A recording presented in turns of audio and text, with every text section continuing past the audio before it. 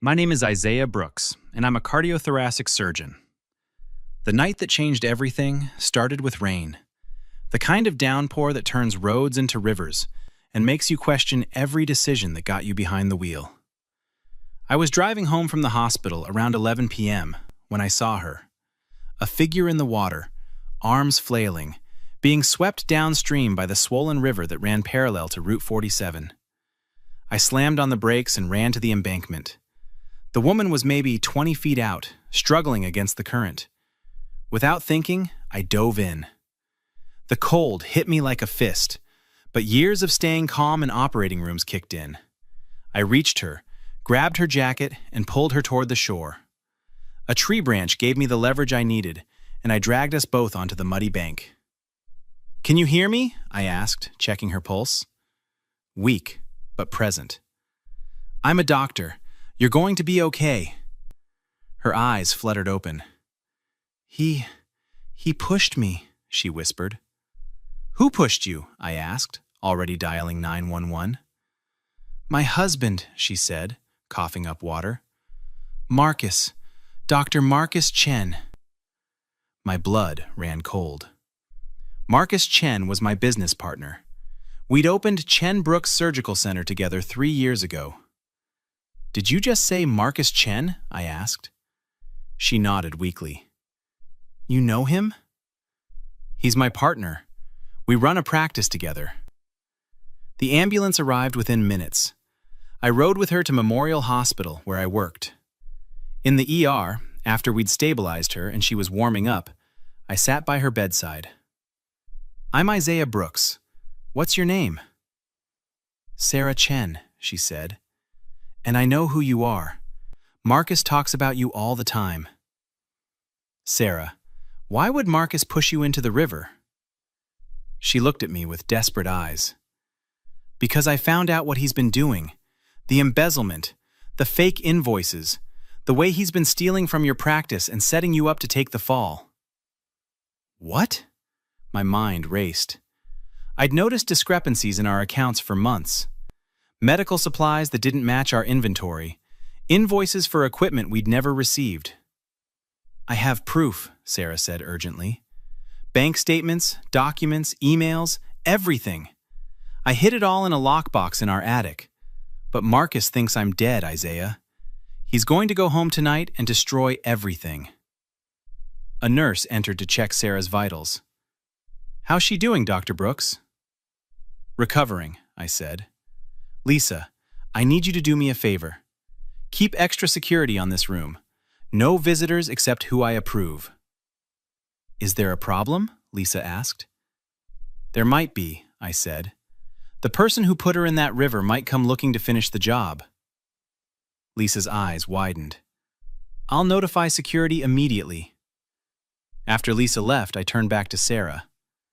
"What time does Marcus usually get home?" "Midnight, maybe 1 a.m. He's been working late, or so he says. I think he has a girlfriend." I checked my watch. 11:47 p.m. We might already be too late. "No," Sarah said, gripping my hand. "He'll want to make sure I'm really gone first. He'll check the news, maybe call the police pretending to file a missing person report. That gives us maybe 2-3 hours." "Us?" I asked. "You saved my life, Dr. Brooks, and he's been destroying yours. We need to stop him tonight." I called Jake Martinez at 11:55 p.m. Jake had been my lawyer since I'd started the practice, and more importantly, he'd been my friend since college. "Isaiah, it's almost midnight," Jake answered groggily. "This better be good." "I pulled Marcus's wife out of the river tonight. He tried to kill her." Silence. Then, "I'm listening." I explained everything while Sarah added details. 10 minutes later, Jake was wide awake and on his way to the hospital. "And you're absolutely sure about the embezzlement?" Jake asked when he arrived, sitting across from Sarah's hospital bed. "I've suspected for months," I said. "Missing funds, equipment purchases that never arrived, patient payments that didn't match our records." I have bank statements showing Marcus transferred over $400,000 from the practice accounts into offshore accounts, Sarah said. He's been doing it for 18 months. Jake whistled. That's serious fraud. But we need to get that evidence before he destroys it. That's where Detective Rivera comes in, I said, dialing another number. Detective Maria Rivera had worked with me on several cases involving patient assault. She owed me a favor after I'd testified in a domestic violence case last year. Dr. Brooks, she answered. Little late for a consultation, isn't it? Maria, I need your help. It's urgent. 20 minutes later, Detective Rivera was at the hospital, notepad out, recording Sarah's statement. So, your husband pushed you off the Route 47 bridge during the storm, Rivera confirmed. Yes, Sarah said. We'd been arguing. I told him I knew about the money he'd stolen. He said I was crazy, that I'd misunderstood. Then he grabbed me and threw me over. And the evidence is in your attic? In a fireproof lockbox, Sarah confirmed, behind the insulation near the north gable. The combination is 07-15-92, our wedding date. He'd never think to look there. Rivera checked her watch. It's 12:47 a.m. If we move fast, I can get a warrant and a team together. We could be at your house by 2 a.m. Will that be fast enough? I asked. It'll have to be, Rivera said. Sarah, you're sure he doesn't know you survived? I'm sure, Sarah said. He left me in the river. The current was strong. He thinks I drowned. Jake leaned forward. Detective, once you get that evidence, what are we looking at charge-wise? Attempted murder, definitely, Rivera said. First degree if we can prove premeditation. The embezzlement, fraud, that's FBI territory once the amount crosses certain thresholds. We're talking 10 to 20 years minimum. Good, Sarah said coldly. He deserves every day of it. I looked at her. Sarah, why didn't you go to the police when you first found the evidence? She met my eyes. Because I loved him. I thought maybe I could convince him to return the money, to make things right. I was so stupid. You weren't stupid, I said. You were trying to save your marriage. But he made his choice when he threw you in that river. Rivera stood up. I'm going to make some calls. Isaiah, Jake, I'll need you both to come with us. Sarah, you'll stay here under protection. No, Sarah said firmly.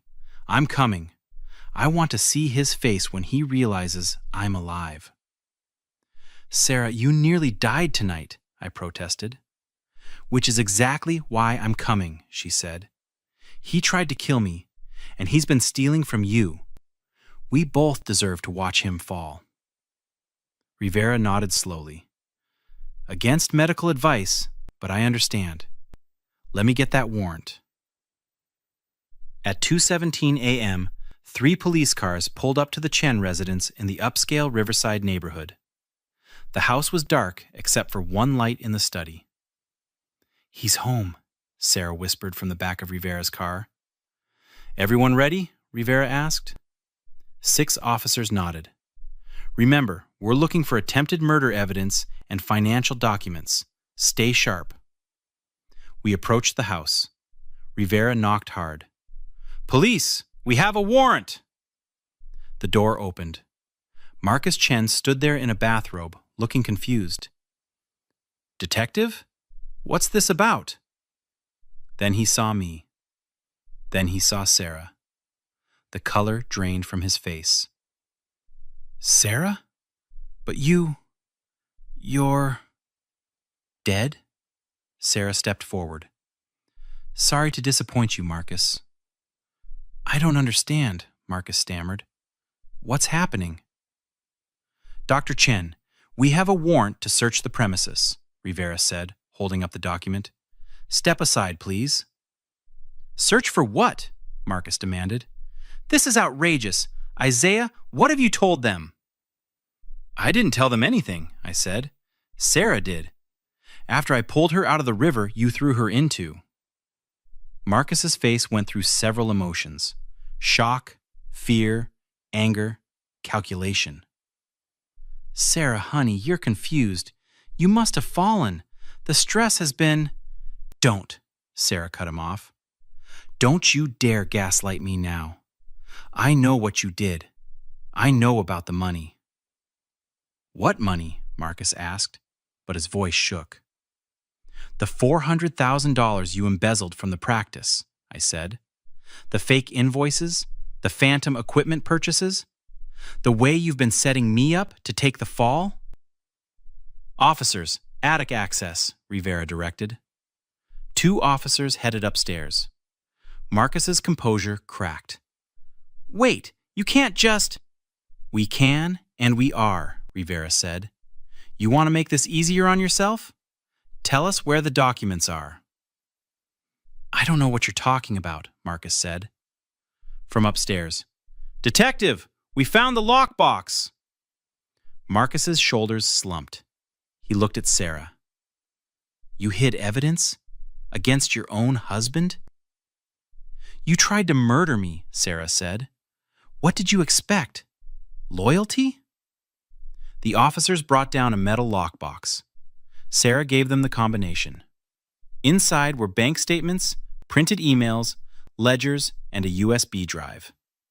Rivera examined the contents. Dr. Chen, I need you to see this. These are transfers from Chen Brooks Surgical Center accounts to offshore accounts in the Cayman Islands, all authorized by you. That's not illegal, Marcus said weakly. That's practice money. I can move it where I want. It's a partnership, Jake interjected. Isaiah owns 50%. You can't move funds without his approval. And this? Rivera held up a document. This is a life insurance policy on Sarah Chen. $2 million, taken out 6 months ago. Beneficiary, you. Marcus went pale. Lots of people have life insurance. And lots of people don't throw their spouses off bridges, Rivera said. Marcus Chen, you're under arrest for attempted murder and fraud. You have the right to remain silent. As Rivera read him his rights, Marcus looked at me desperately. Isaiah, we've been partners for 3 years. You can't believe... I believe the evidence, I said. I believe your wife who almost drowned tonight. And I believe the $400,000 that's missing from our accounts. I was going to pay it back, Marcus shouted as officers cuffed him. I had investments that went bad. I just needed time. So you were going to steal from me to cover your gambling debts? I asked. Not gambling, Marcus said bitterly. Crypto. I thought I could double the money and return it before you noticed. Sarah laughed coldly. And when that didn't work, you decided to kill me for the insurance money. Marcus's silence was answer enough. Get him out of here, Rivera said. As they led Marcus to the police car, he called back, Sarah, please, I made a mistake. We can fix this. No, Marcus, Sarah said. We can't. You made your choice when you threw me in that river. 3 days later, I sat in Detective Rivera's office with Jake and Sarah, reviewing the final evidence. The DA loves this case, Rivera said. Marcus is looking at 25 years minimum for attempted murder and fraud combined. What about my money? I asked. I've frozen all his assets, Jake said. The offshore accounts, his practice share, everything. You'll recover about $380,000 of the $400,000 he stole. And the practice ownership? I asked. Per your partnership agreement, if either partner is convicted of a felony, you assume full ownership, Jake explained. Chen Brooks Surgical Center becomes Brooks Surgical Center. It's all yours. Sarah spoke up. The prosecutor called this morning. Marcus wants to plead guilty to fraud and reckless endangerment if they drop the attempted murder charge. What did the DA say? Rivera asked. He said no, Sarah replied with satisfaction. He wants to go to trial on everything. Marcus needs to face full consequences. Absolutely, I agreed. No deals. 2 weeks later, I met with Dr. Patricia Okonkwo, Memorial Hospital's chief medical officer. Dr. Brooks, we've reviewed everything, Dr. Okonkwo said. First, I apologize. We should have caught the financial irregularities sooner. It's not your fault, I said. Marcus was careful. Nevertheless, we want to make things right, she continued. We're extending your contract for 5 years and offering you a seat on our surgical advisory board. Thank you, I said. That means a lot. We're also helping you recruit new partners, Dr. Okonkwo added. The hospital will subsidize recruitment costs and provide signing bonuses. Whatever Marcus did with the money, it didn't affect your surgical excellence. That evening, I met Sarah for coffee near the river where I'd saved her. Weird spot for coffee, Sarah said, looking at the water. Reclaiming the narrative, I said. Exactly, Sarah agreed. My therapist says I'm processing the trauma well. Testifying helped. Seeing Marcus in handcuffs helped more. The trial starts next month, I said. I'm ready, Sarah said firmly. Marcus took my trust, my marriage, nearly my life. But he didn't take my voice. I'm going to tell everyone exactly what he did. You're incredibly brave, I said. I'm alive because of you, Sarah said. If you hadn't jumped in that river, I'd be dead, Marcus would have his insurance money, and you'd probably be in jail for his embezzlement. Right place, right time, I said. No, Sarah insisted. You made a choice. You risked your life for a stranger. That's who you are. We sat watching the river flow peacefully. What will you do after the trial? I asked. Fresh start somewhere new, Sarah said. What about you? Rebuild the practice, my reputation, my trust in people, I said. Sarah raised her cup. To new beginnings. To justice, I replied. Looking back, the real victory wasn't the money or Marcus's conviction. It was reclaiming control. He tried to destroy us both, Sarah literally, me professionally, but we refused to be victims. Justice isn't about revenge. It's about standing up, gathering evidence, and letting the law handle people who think they're above consequences. Have you ever trusted someone who betrayed you in the worst way possible? What would you have done if you discovered a partner was stealing from you while planning something even worse? Like and subscribe for more stories about people who refused to be victims and fought back the right way.